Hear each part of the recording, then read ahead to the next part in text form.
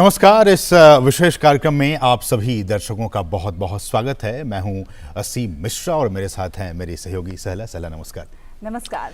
और देखिए, प्रधानमंत्री नरेंद्र मोदी ने 15 अगस्त 2017 को भ्रष्टाचार, जातिवाद और संप्रदायवाद खत्म करने का आह्वान करते हुए कहा था कि आजादी के पहले नारा था भारत छोड़ो का, लेकिन अब नया नारा है भारत जोड़ो का। साथ ही साथ प्रधानमंत्री ने कहा कि हम में से प्रत्येक व्यक्ति नए संकल्प, नई ऊर्जा और नई शक्ति के साथ आगे बढ़े तो हम देश का चित्र बदल सकते हैं। ऐसा भारत बना सकते हैं जो एक नया भारत होगा, सुरक्षित भारत होगा, समृद्ध भारत होगा और एक सुदृढ़ राष्ट्र होगा।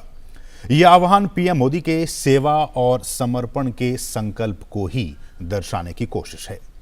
जैसा कि आप जानते हैं कि आज हमारे प्रधानमंत्री नरेंद्र मोदी का जन्मदिन है और बीते 8 वर्षों में इस संकल्प में भारत आगे बढ़ा है, भारत के लोग सशक्त हो रहे हैं और भारत आज विश्व का नेतृत्व करने की क्षमता वाला राष्ट्र बन रहा है। सहला, बिल्कुल सही कहा आपने। प्रधानमंत्री नरेंद्र मोदी ने सेवा और संकल्प के केंद्र में सदा ही गरीबों, छोटे किसानों, छोटे उद्यमियों, लघु उद्योगों, कुटीर उद्योगों, सूक्ष्म उद्योगों, रेहड़ी पटरी वाले लोगों, घरों में काम करने वाले लोगों और ऑटो रिक्शा चलाने वाले लोगों, यहाँ तक कि बस सेवाएं देने वाले लोगों को भी रखा है और इन सबका विकास और आर्थिक सशक्तिकरण करने का मकसद रहा है। सामर्थ्यवान भारत को बनाने का, एक भारत श्रेष्ठ भारत बनाने के लक्ष्य पर लगातार प्रधानमंत्री नरेंद्र मोदी अग्रसर हैं। हम जानते हैं कि 17 सितंबर यानी कि आज प्रधानमंत्री नरेंद्र मोदी का जन्मदिन है और इस मौके पर 4 महत्वपूर्ण कार्यक्रमों में उनका संबोधन होना है, जो कि वन्य जीव और पर्यावरण,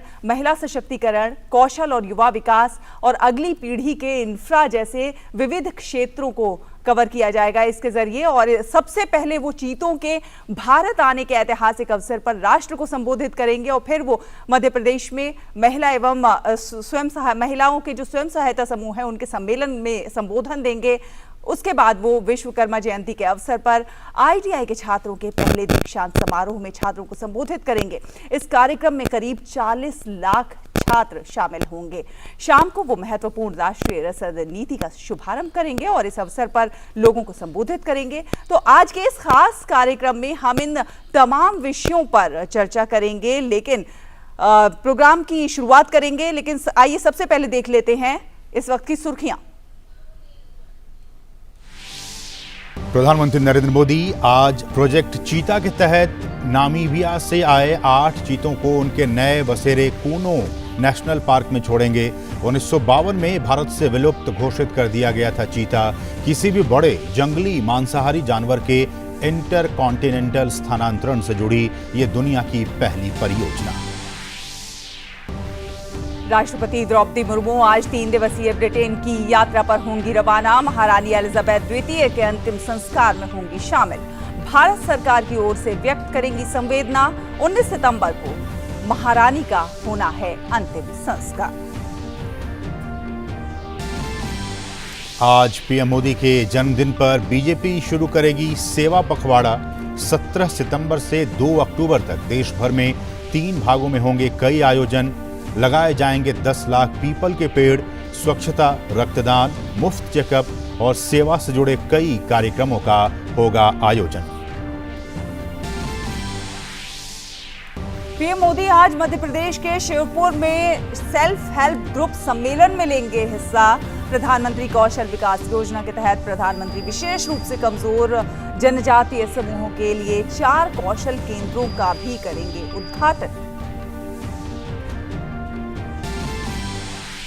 प्रधानमंत्री आज राष्ट्रीय लॉजिस्टिक्स नीति का करेंगे शुभारंभ। ये नीति भारतीय वस्तुओं की प्रतिस्पर्धा में सुधार, आर्थिक विकास को बढ़ाने और रोजगार के अवसरों में वृद्धि करने की दिशा में एक अहम कदम।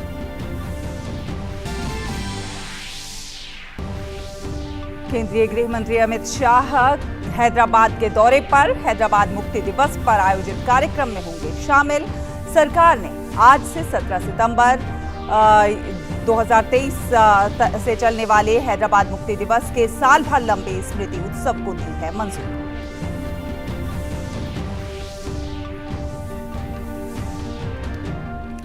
और इस सबके बीच राष्ट्रपति द्रौपदी मुर्मू ने पीएम मोदी के जन्मदिन पर उन्हें बधाई दी है।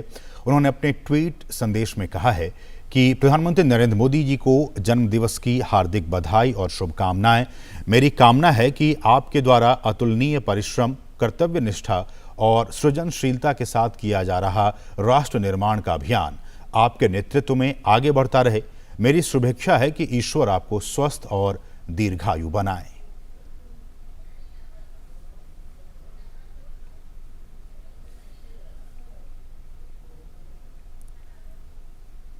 और केंद्रीय गृह एवं सहकारिता मंत्री अमित शाह ने प्रधानमंत्री नरेंद्र मोदी के जन्मदिन के अवसर पर उन्हें बधाई दी। उन्होंने अपने ट्वीट संदेश में कहा कि एक सुरक्षित, सशक्त और आत्मनिर्भर नए भारत के निर्माता प्रधानमंत्री नरेंद्र मोदी जी का जीवन सेवा और समर्पण का प्रतीक है। आजादी के बाद पहली बार करोड़ों गरीबों को उनका अधिकार देकर मोदी जी ने उनमें एक आशा और विश्वास का भाव जगाया है। आज देश का हर वर्ग चट्टान की तरह मोदी जी के साथ खड़ा हुआ है। उन्होंने अपने अन्य ट्वीट में कहा है कि भारतीय संस्कृति के संवाहक नरेंद्र मोदी जी ने देश को अपनी मूल जड़ों से जोड़कर हर क्षेत्र में आगे ले जाने का काम किया है। प्रधानमंत्री नरेंद्र मोदी जी की दूरदर्शिता और नेतृत्व में नया भारत एक विश्व शक्ति बनकर उभरा है। मोदी जी ने वैश्विक नेता के रूप में अपनी पहचान बनाई है, जिसका पूरी दुनिया सम्मान करती है।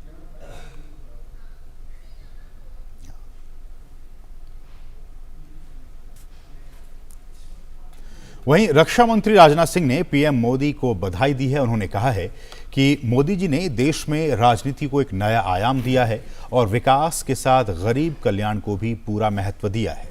जनता से जुड़ाव, जनता से संवाद और देश की नब्ज पर मजबूत पकड़ उन्हें भारत के मन और जन से जोड़ती है। वे भारत के मान और सम्मान को नई बुलंदियों पर ले जाएं, यही शुभकामना है।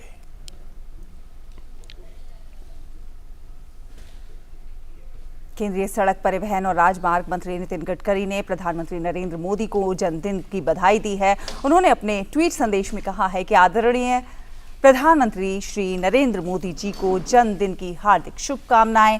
आप स्वस्थ और दीर्घायु रहें तथा आपके नेतृत्व में देश से भय, भूख और भ्रष्टाचार पूरी तरह से समाप्त हो और हम पुनः विश्व गुरु का स्थान प्राप्त करें, यही शुभकामनाएं।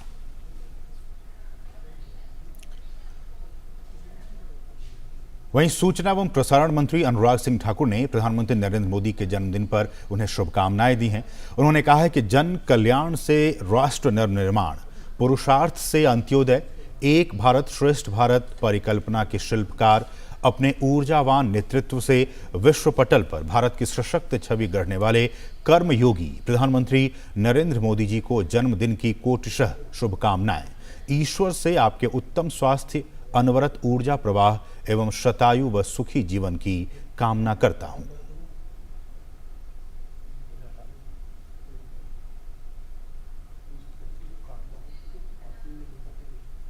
तो प्रधानमंत्री नरेंद्र मोदी जी का आज जन्मदिन है। बीते कई वर्षों से भाजपा 17 सितंबर से 2 अक्टूबर तक सेवा पखवाड़ा मनाती है और इस बार भी बीजेपी ने इस मौके पर कई विशेष कार्यक्रमों की घोषणा की है।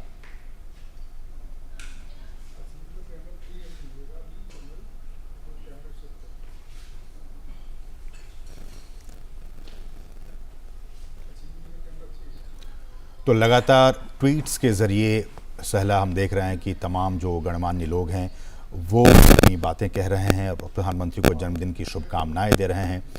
और ये भी बहुत बड़ी बात है असीम के अपने जन्मदिन को सेवा के तौर पर अपनाना, सेवा पखवाड़े के तौर पर मनाना, ये एक बहुत एक अच्छा मैसेज जाता है समाज में कि हम जन्मदिन के मौके पर कुछ खास काम कर सकते हैं, लोगों के भलाई के लिए काम कर सकते हैं। और उसी दिशा में बीजेपी जिस तरह से सेवा पखवाड़ा मनाती है प्रधानमंत्री के जन्मदिन पर, वो अपने आप में एक बहुत बड़ा मैसेज देता है आम जन के लिए, क्योंकि हम जानते हैं कि जो प्रधानमंत्री करते हैं उसका अनुसरण आम जनता करती है। बिल्कुल। और आज के दिन चूंकि प्रधानमंत्री का जन्म दिवस है और आज जगह जगह देश के अलग अलग हिस्सों में बहुत सारे सेवा के काम, समर्पण के काम किए जा रहे हैं। और इसी कड़ी में अब हम रुख करेंगे सीधे सफदरजंग हॉस्पिटल का, सफदरजंग अस्पताल का। और वहाँ पे एक ब्लड डोनेशन कैंप लगाया गया। वहाँ पे लोग स्वैच्छिक तरीके से आ रहे हैं और अपना रक्तदान कर रहे हैं। और इस कार्यक्रम को कवर करने के लिए हमारे सहयोगी भी वहाँ पे मौजूद हैं। हमारे साथ वहाँ पे मौजूद हैं नीतेंद्र सिंह, इस वक्त जो कि ब्लड डोनेशन कैंप जो कि सफदरजंग अस्पताल में इस वक्त किया गया है वहाँ पे मौजूद हैं। नीतेंद्र, आपका स्वागत है हमारे इस विशेष कार्यक्रम में जिसका कि नाम है सेवा और समर्पण के 21 साल। और जैसा कि हमने कहा कि आज पूरे देश में अलग अलग तरीके से प्रधानमंत्री के जन्मदिन को मनाया जा रहा है। आप नई दिल्ली में मौजूद हैं, सफदरजंग अस्पताल में मौजूद हैं। ब्लड डोनेशन कैंप की व्यवस्था यहाँ पे की गई है। कैसे इसको आप देखते हैं कि प्रधानमंत्री के सेवा और समर्पण के जरिए लोग वहाँ पे आएँ और अपना रक्तदान करें? जी बिल्कुल, स्वास्थ्य मंत्रालय ने 2 विशेष अभियान शुरू किया है इस मौके पे। मैं इस वक्त सफदरजंग अस्पताल में हूँ। आप देख रहे हैं कि ये मेगा रक्तदान कैंप लगाया गया सफदरजंग अस्पताल में, और आप देखिए कितना व्यवस्थित तरीके से लगाया गया है। और ये 9 बजे सुबह रक्तदान शुरू होगा और शाम 4 बजे तक चलेगा। अब से थोड़ी देर बाद 9:30 बजे केंद्रीय स्वास्थ्य मंत्री डॉक्टर मनसुख मांडविया यहाँ पर आएंगे, वो भी रक्तदान करेंगे। साथ ही साथ उन्होंने लोगों से अपील की है कि ज़्यादा से ज़्यादा संख्या में लोग रक्तदान करें, और इस तरह के कैंप पूरे देश भर में लगाए जा रहे हैं। कल रेल मंत्री ने भी अनाउंसमेंट किया था कि जितने भी रेलवे स्टेशन है देश भर में, वहाँ पर अनाउंसमेंट किया जाएगा कि ज़्यादा से ज़्यादा लोग रक्तदान करें। और ये अभियान आज से लेकर के 1 अक्टूबर तक चलाया जाएगा। और सबसे अच्छी बात यह है कि इसमें आप रजिस्ट्रेशन पहले से भी करा सकते हैं। आरोग्य सेतु ऐप पर जाकर के आप अगर ब्लड डोनेट करना चाहते हैं तो रजिस्ट्रेशन करा सकते हैं, या ई रक्त कोष जो पोर्टल है वहां पर आप रक्तदान के लिए रजिस्ट्रेशन करा सकते हैं। और ये अभियान पूरे 15 दिन तक चलेगा। हम जानते हैं कि कोविड काल में रक्त की जो मांग थी और आपूर्ति थी उसमें कमी देखी गई थी, लेकिन आज जिस तरीके से अभियान चलाया जा रहा है तो उम्मीद है कि देश के जनता अपने लोकप्रिय प्रधानमंत्री को जन्मदिन का एक यादगार तोहफा देंगे। हम जानते कि पिछली बार उनके जन्मदिन पर एक ही दिन में 2.5 करोड़ वैक्सीन, कोविड वैक्सीन का डोज लग के एक तरह से रिकॉर्ड स्थापित किया गया था और जनता ने उनको एक यादगार तोहफा दिया था। तो उम्मीद ये की जा रही है कि रिकॉर्ड संख्या में आज रक्तदान होगा और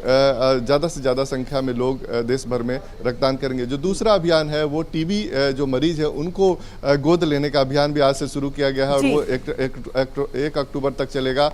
और जो लोग भी टीबी मरीज को गोद लेंगे उनको निक्षय मित्र कहा जाएगा, और निक्षय जो पोर्टल है 2.0 उसमें जाकर के आप रजिस्ट्रेशन करा सकते हैं। और नितेंद्र, जैसे कि आपने टीबी मरीज को गोद लेने वाली बात कही, हम जानते हैं कि प्रधानमंत्री ने स्वास्थ्य के क्षेत्र में बहुत विशेष कार्य किए हैं।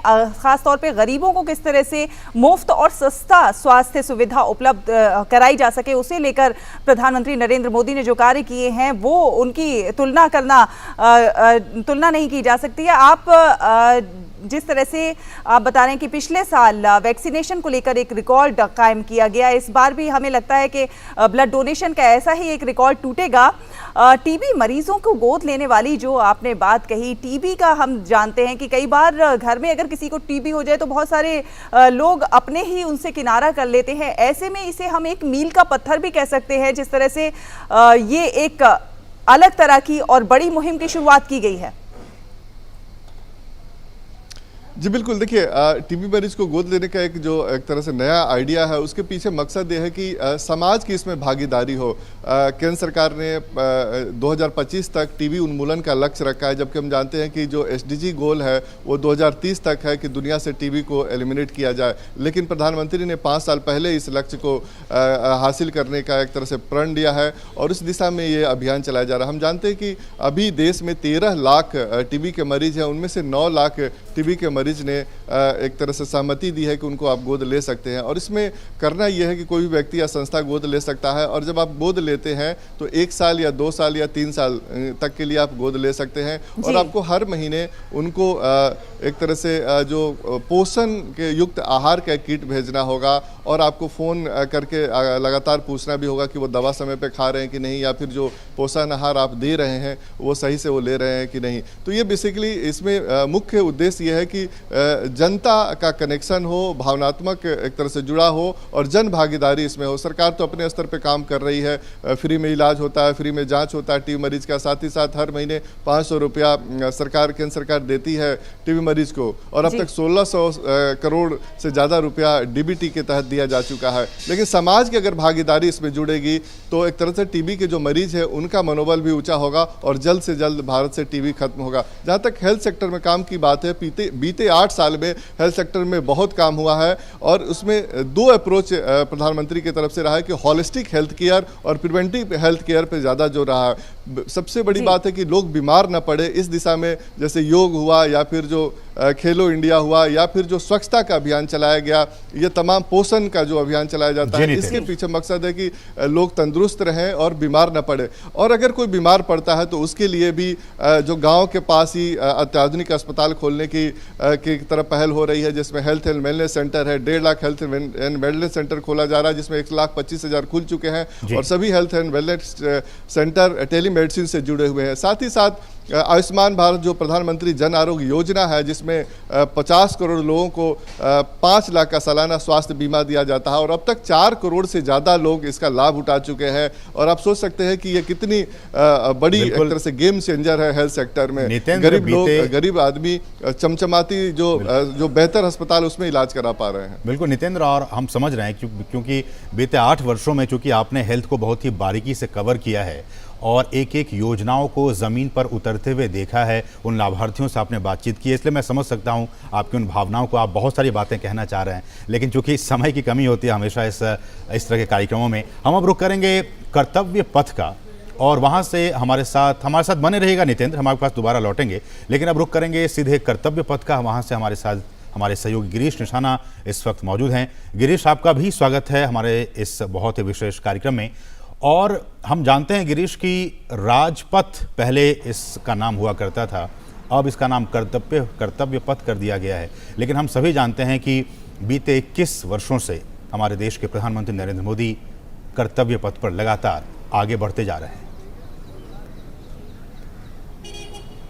बिल्कुल आपने ठीक कहा असीम, क्योंकि जिस तरह से आज प्रधानमंत्री नरेंद्र मोदी जी का जन्मदिन है और उसको अलग अलग देश में अलग अलग तरीके से मनाया जा रहा है, लेकिन अगर उनके कार्यकाल की बात की जाए तो उनके कार्यकाल में बहुत सारे बदलाव देखने को मिल रहे हैं। उन्होंने काफ़ी ऐतिहासिक फैसले लिए हैं जो कहीं ना कहीं देशवासियों को प्रभावित करते हैं। अगर मैं जहाँ खड़ा हूँ, मैं इस समय मौजूद हूँ कर्तव्य पथ पर, जिसका नाम पहले राजपथ हुआ करता था, जो किंग्सवे से लिया गया था, यानी किंग्सवे से राजपथ, जो गुलामी की एक निशानी थी। तो प्रधानमंत्री नरेंद्र मोदी ने गुलामी की उस जो पहचान थी उसको ख़त्म किया और नए भारत के अंदर, नई तस्वीर के अंदर नए रंग भरे हैं। और ये कर्तव्य पथ उस बात का बोध भी कराता है कि ये रास्ता सीधा इंडिया गेट से शुरू होकर विजय चौक तक जाता है और वहाँ नज़दीक में संसद भवन तक पहुँचता है। तो इन तमाम चीज़ों को वो बोध कराता है कि आपको अपने कर्तव्यों को देखना है। तो जिस तरह से राजपथ को ख़त्म किया, अब ये कर्तव्य पथ कहलाता है। तो बहुत सारे उन्होंने ऐतिहासिक फैसले लिए। मेरे कैमरा सहयोगी जगपाल से कहूँगा कि वे दृश्य दिखाएं जहां आप देख सकते हैं ये वो राजपथ है, जो पूरा रास्ता अपने आप में बिल्कुल अलग है, एक अलग एहसास कराता है। क्योंकि जिस तरह से आप देखा जाए यहाँ पर, क्योंकि यहाँ पर अब लोग आते हैं तो एक उनको अलग एहसास होता है, क्योंकि अब ये कोई राजपथ नहीं है, कोई किंग्सवे का रास्ता नहीं है, कोई गुलामी की जो प्रतीक था वो नहीं है। क्योंकि प्रधानमंत्री नरेंद्र मोदी ने अभी कुछ दिन पहले ही इसका कर्तव्य पथ का उद्घाटन किया था और उन्होंने कहा भी था कि आज़ादी के अमृत महोत्सव में देश को आज एक नई प्रेरणा मिली है, नई ऊर्जा मिली है। ये उद्घाटन के मौके पर उन्होंने कहा था कि हम गुजरे हुए कल को छोड़कर आने वाले कल की तस्वीर में नए रंग भर रहे हैं। आज जो हर तरफ से ये नई आभा दिख रही है वो नए भारत के आत्मविश्वास की आभा है। गुलामी का प्रतीक किंग्सवे यानी राजपथ आज से इतिहास की बात हो गया है, हमेशा के लिए मिट गया है। आज कर्तव्य पथ के रूप में नए इतिहास का सृजन हुआ है और उन्होंने सभी देशवासियों को अमृतकाल में गुलामी की एक और पहचान से मुक्ति के लिए बहुत बहुत बधाई भी दी। उन्होंने ये भी कहा कि कर्तव्य पथ केवल ईंट पत्थरों का रास्ता भर नहीं है, ये भारत के लोकतांत्रिक अतीत और सर्वकालिक आदर्शों का जीवंत मार्ग है। यहाँ जब देश के लोग आएंगे तो नेताजी की प्रतिमा, नेशनल वॉर मेमोरियल, ये सब उन्हें कितनी बड़ी प्रेरणा देंगे, उन्हें कर्तव्य बोध से ओतप्रोत करेंगे। इसी स्थान पर देश की सरकार काम कर रही है। आप कल्पना करिए, देश ने जिन्हें जनता की सेवा का दायित्व सौंपा, उन्हें राजपथ जनता का सेवक होने का एहसास कैसे कराता है। अगर पथ ही राजपथ हो तो यात्रा लोकमुखी कैसे होगी। राजपथ ब्रिटिश राज के लिए था, जिनके लिए भारत के लोग गुलाम थे। राजपथ की भावना भी गुलाम का प्रतीक थी, उसकी संरचना भी गुलामी का प्रतीक थी। आज इसका आर्किटेक्ट भी बदला है और उसकी आत्मा भी बदली है। अब देश के संसद, मंत्री, अधिकारी जब इस पथ से गुजरेंगे तो उन्हें कर्तव्य पथ से देश के प्रति कर्तव्य का बोध होगा, उसके लिए नई ऊर्जा मिलेगी। तो आप देख सकते हैं किस तरह से प्रधानमंत्री नरेंद्र मोदी ने इस राजपथ का नाम बदलकर कर्तव्य पथ किया और यहाँ पर लोगों को अब अलग ही बोध प्राप्त होता है। असीम, मैं इसके अलावा एक बात और कहना चाहूँगा, क्योंकि आज प्रधानमंत्री नरेंद्र मोदी जी का जन्मदिन है और उनके जन्म दिवस पर संस्कृति मंत्रालय ने ई नीलामी की भी शुरुआत की है। आज से लेकर 2 अक्टूबर तक एक ई नीलामी की जा रही है, जिसमें प्रधानमंत्री नरेंद्र मोदी को जो उपहार मिले हैं, जो प्रतीक चिन्ह मिले हैं विभिन्न कार्यक्रमों में जहां उनको सम्मान स्वरूप मिलता है, तो वो जो भी प्रतीक चिन्ह और उपहार होते हैं वो संस्कृति मंत्रालय को चले जाते हैं। और राजपथ के नज़दीक इंडिया गेट के सामने नेशनल मॉडर्न आर्ट गैलरी है, जहां पर उनको प्रदर्शित किया गया है और आज से उनकी ई नीलामी भी आरंभ होने जा रही है। और इन उपहारों की जो बेस रेट रखा गया है वो 100 रुपये से लेकर 5 लाख रुपए तक रखा गया है। अब लोग इनको ऑनलाइन pmmementos.gov.in पर लॉगिन कर वहाँ पर ई नीलामी में बोली भी लगा सकते हैं। और सबसे खास बात यह है कि इस बार 4था संस्करण है और इस जो भी इससे धनराशि प्राप्त होती है उसे नमामि गंगे परियोजना में लगाया जाता है। यानी कि प्रधानमंत्री हर चीज़ को देश को समर्पित कर रहे हैं, अपनी हर चीज़ के लिए देश के लिए पूरी तरह से समर्पित हैं। बिल्कुल, और ये कह सकते हैं कि ये नया भारत है और ये नए भारत का प्रतीक है। और जिस तरह से राजपथ से कर्तव्य पथ, तो ये नाम ही अपने आप में बहुत कुछ कहता है। और असीम, जैसे कि हमने बचपन में किताबों में, स्कूल में पढ़ा भी है कि वह शक्ति हमें दो दया निधे, कर्तव्य मार्ग पर डट जावें, पर सेवा पर उपकार में हम जगजीवन सफल बना जावे। और उसी पथ पर, उसी पर सेवा पर उपकार के लिए काम करते हुए प्रधानमंत्री नरेंद्र मोदी लगातार कर्तव्य पथ पर आगे बढ़ रहे हैं और उसी दिशा में देश को ले जाने के लिए आगे जाते हुए संकल्पित है। और हम बढ़ेंगे आगे और रुकेंगे एक छोटे से ब्रेक के लिए, और ब्रेक के बाद जब वापस आएंगे तो इन तमाम विषयों पर और भी गहराई से और भी विस्तार से अपने सहयोगियों के साथ बातचीत करेंगे। फिलहाल रुकेंगे एक छोटे